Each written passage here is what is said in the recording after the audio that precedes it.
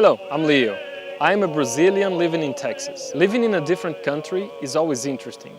Right away you start to compare similar things and different things on both cultures, and that's pretty much what I frequently do. One of the things that I identify with is the appreciation for old stuff. Here I see people enjoying old stuff. Old furniture, old home decor, old cars, and of course, old guns. I really enjoy that stuff because for me it's just like time traveling.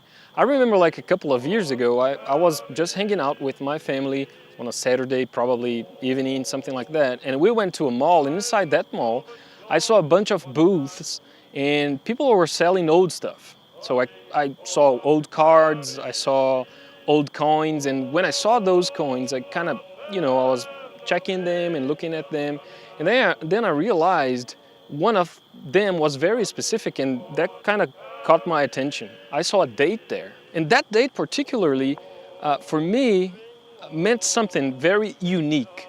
Maybe people just walked in front of it and never saw the meaning, or they probably never noticed the date that was on that coin, and that is 1888. I tried not to buy it. I looked at it, I kind of walked around, but I couldn't resist the fact that that date brought me something very unique, and I was thinking about that all the time. Probably a lot of people just, walked in front of it and they never thought of it. For many people, that's just a date in a coin. Not for me. That was the date or the year that the slavery was abolished forever in my country, Brazil. What about today? Today is June 19th or Juneteenth. And it's curious because many people don't even know what that is. Maybe for many, it's just a date in a coin, just like the one I saw in Brazil. But the fact is that on June 19th, 1865, good news came to Texas. Slavery no more. Yes. Yes, and together with it, hope and the assurance of freedom. That is priceless. Can you imagine you living a day and not expecting such a good news, and then all of a sudden, from one second to the other, you're free? But the thing is, we don't really know maybe what freedom means. It may sound a little bit odd to you because it's like in the past, it doesn't make sense with your life today. But you know what I think about when those dates come to my mind? I'll tell you.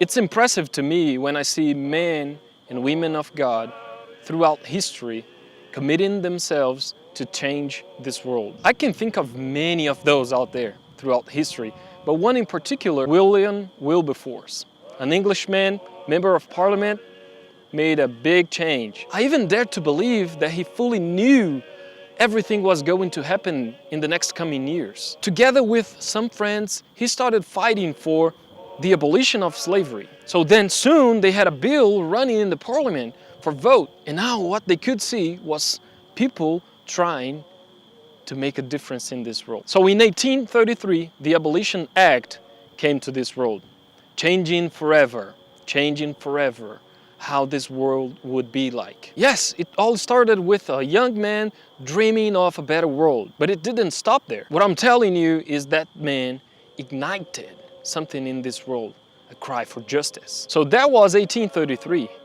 You know what happens right after this?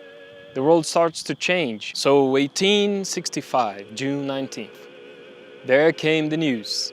Good news, no more. No more. No more slavery. No more. Now, freedom and hope. Hope for everybody. And you know why? Because one man, one day, decided to join, to be part of the change, to be crying out for justice. You know what comes to my mind?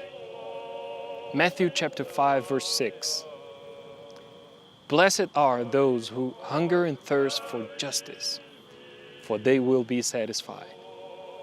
Happy June 19th, or Happy Juneteenth.